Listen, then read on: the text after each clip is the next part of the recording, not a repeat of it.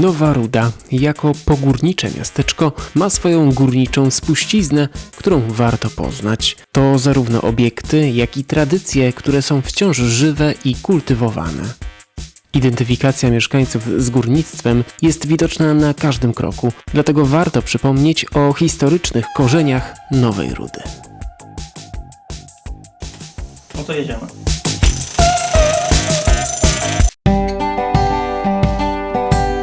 O kopalni węgla kamiennego w Nowej Rudzie było już wiadomo w XV wieku. To najstarsza udokumentowana kopalnia na ziemiach polskich. Była symbolem bardzo ciężkiego i niewdzięcznego szlaku trudu górniczego.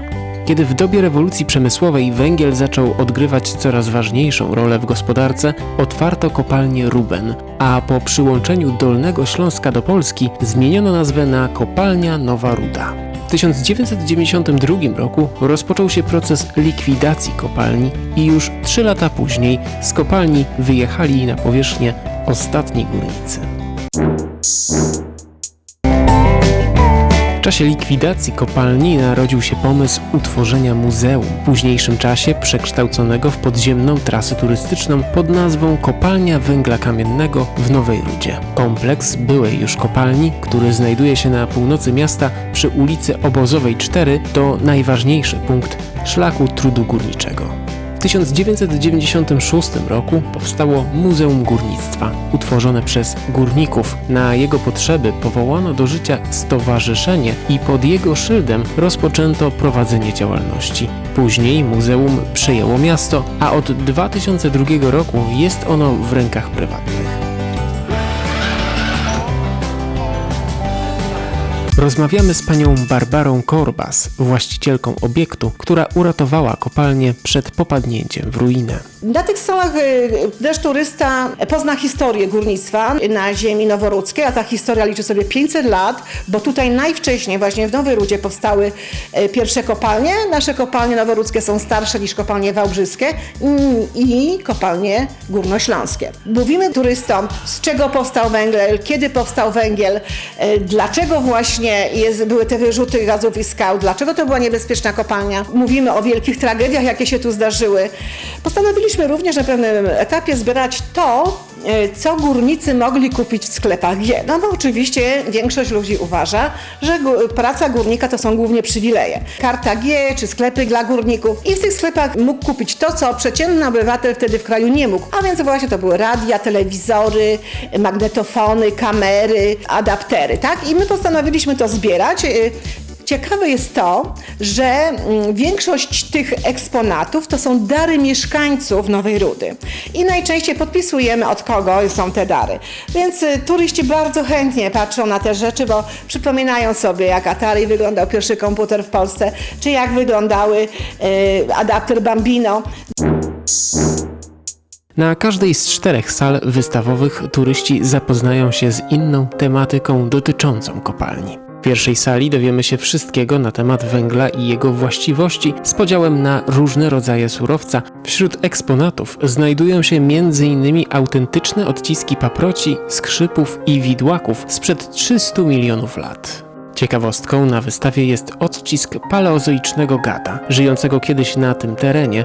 Kolejna sala dotyczy historii górnictwa. Można w niej zobaczyć, jak rozwijało się górnictwo w Nowej Rudzie oraz bliżej poznać górnicze tradycje, takie jak barburka czy karczma piwna. Wśród eksponatów są m.in. mundury, laski, lampy, hełmy i kufle. W trzeciej sali turyści dowiedzą się, dlaczego noworudzka kopalnia była jedną z najniebezpieczniejszych kopalń w Europie i w jakich warunkach pracowali górnicy. W czasie jednej zmiany górnik musiał przerzucić około 13 ton węgla. Jeżeli to był chodnik wysokości 2 metrów, to dobrze, tak? Jeszcze było wygodnie. Natomiast kiedy to był chodnik wysokości 80 centymetrów, on w pozycji tej kucznej musiał przerzucić ten węgiel i załadować na ładowarkę. W pierwszej połowie XX wieku zanotowano w niej 596 wyrzutów gazów i skał, w tym dwutlenku węgla. Za sprawą wyrzutu dwutlenku węgla 10 maja 1941 roku w kopalni zginęło 187 ludzi. To była tragedia na wielką skalę. Był to czas II wojny światowej. Niemcy, bo to były ziemie niemieckie, nie publikowały za wiele o tej tragedii. To był wstyd, że coś takiego, wielkie, potężna Rzesza ma tego typu problemy w kopalniach. Ostatnia sala wystawowa to dyspozytornia, zwana sercem kopalni. Oryginalny sprzęt pozwala poczuć się tak, jakbyśmy sami czuwali nad bezpieczeństwem górników pod ziemią. Po sprawdzeniu aktualnych komunikatów i map, dyspozytor dawał zielone światło do zejścia pod ziemię, albo i nie.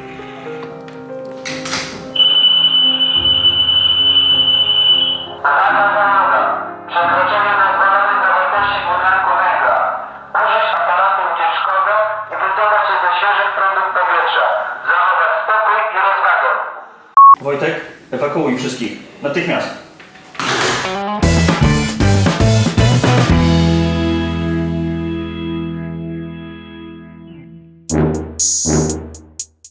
Oprowadza nas pan Maciej Zaboronek, przewodnik, który na co dzień opowiada turystom o trudach górniczego fachu. Jesteśmy przed wejściem do kopalni węgla w Nowej Rudzie. Jest to ciekawa kopalnia. Najstarsza kopalnia węgla w Polsce. Był tutaj najlepszy gatunek węgla, bo antracyt, ale była też najbardziej niebezpieczną ze względu na bardzo duże ilości dwutlenku węgla. No dzisiaj na szczęście już jest bezpieczna i nadaje się do zwiedzania, więc zapraszam.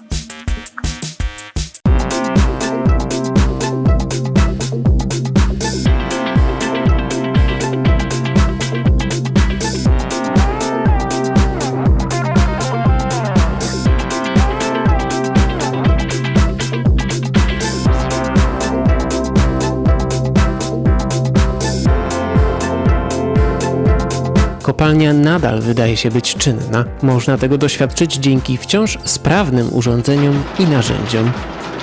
W akcji można zobaczyć na przykład przenośnik, kombajn, młot pneumatyczny czy lutnię wentylacyjną.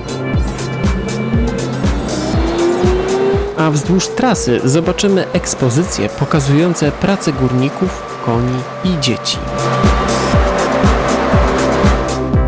Nietypową atrakcją jest duch skarbnik, który wciąż mieszka w kopalni, straszy i rozbawia turystów.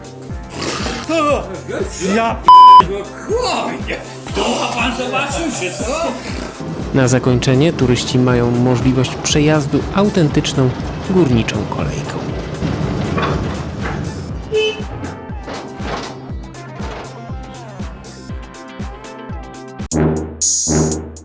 Czas na podsumowanie naszej wycieczki. Nowa Ruda znajduje się zaledwie około 10 km od granicy z Czechami, 23 km od Kłodzka i 80 km od Wrocławia. Autem dojedziemy drogą krajową nr 381 zarówno z Kłodzka, jak i z Wałbrzycha. Do miasta dojedziemy koleją. Kursują tutaj pociągi kolei dolnośląskich. Dojazd do Wałbrzycha trwa 48 minut, a do Kłodzka 23 minuty. Z Wrocławia można dojechać z przesiadką przez Wałbrzych Główny w około 120 minut. Jadąc koleją do kopalni najlepiej wysiąść na stacji Nowa Ruda Przedmieście. Stąd do kompleksu dawnej kopalni jest około 500 metrów.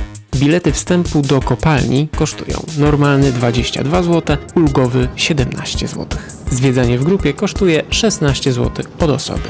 Godziny otwarcia kopalni zmieniają się w zależności od pory roku, dlatego najlepiej sprawdzić te informacje na oficjalnej stronie kopalniamuzeum.pl.